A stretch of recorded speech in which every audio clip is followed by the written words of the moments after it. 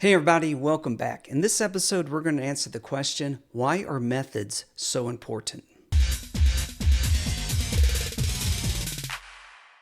Back when I was in college, my favorite professor, Dan Matthews, taught us that the first rule of computer science is to never reinvent the wheel. So what does that mean? Well, let me ask this question. Have you ever used the command ping or ipconfig? Well, if you did, that means that you were using an application provided by the operating system, and you didn't have to write the code to do that. Well, with methods, this is code that is provided as part of an object that you're working with in PowerShell.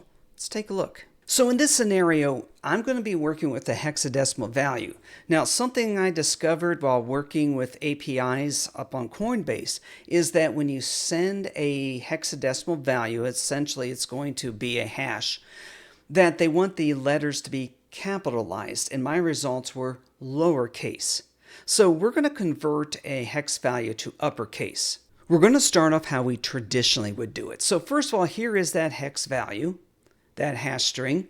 And what I need to do is I need to get some idea of how many characters are there, because again, I've got to write the program code to do this.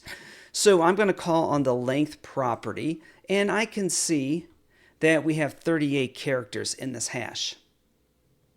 Now what I need to do is separate those characters so I can analyze them one at a time. So I'm going to put it into a for loop, and that's going to separate the characters out so I can look at them one at a time. Now I need a way to identify if this is an uppercase A or a lowercase a. So what I'm going to do is I'm going to use the ASCII character codes to help me figure this out. On this ASCII character chart, I can see that a capital A is going to be 65 and a lowercase a is going to be 97. That means if I detect a lowercase a, then I need to subtract 32 from its ASCII character code, and that will give me a capital A. This is going to convert each character into their corresponding ASCII character code. So when I run it, you can see each one of the ASCII character codes is the result. And here's the fun part, which is why we like to use methods.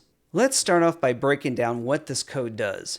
So up here, I'm going to create a string array, an empty array. It's very important that I make sure I declare it as data type string, because we're going to be joining a lot of characters to the string. Next, I'm going to loop through each character in the array. Now, when I'm doing this, I'm going to convert each individual character to the equivalent ASCII character code. Now, if the character value, if the ASCII character code is between 97 and 122, I'm going to subtract 32 from that value, and then I'm going to join it up into the array. However, if it is not between 97 and 122, I can just go ahead and add that character to the array. This piece of code here and here will convert that ASCII character value back into an actual character. Yes, I had to write all that to do this demonstration. So let's go ahead and run this code and output it to the screen, and you can see that all of my lowercase characters have now been converted into uppercase characters.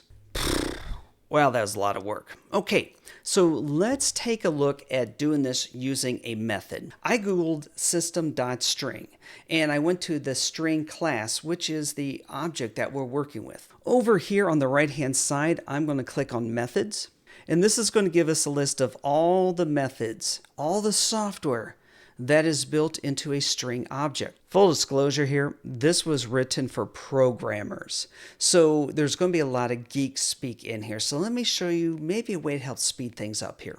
So I'm going to press Control F to do a find.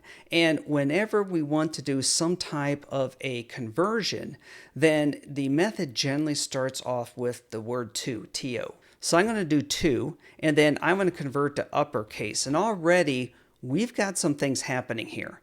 And take a look right here. We have the toUpper method. Now, just to be clear, what looks like a 0 or an O right here is actually an open and closed parentheses. If we run the toUpper method without providing any input, it returns a copy of this string converted to uppercase. That is what we're interested in.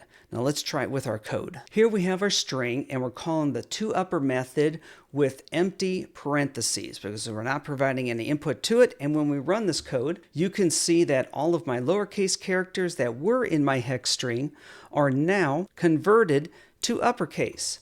So the bottom is the original with the lowercase numbers, and the top is the string returned after executing the toUpper method. What I tell the participants in my class is this: if you're working with an object and you need to do something to this object, look at the methods. Because if there's a method that does what you're about to write software for, you don't have to design it, you don't have to code it, you don't have to test it, and you don't have to maintain it. It is already being done for you. Thank you for watching. Make sure you hit that subscribe button, and I'll catch you all next time.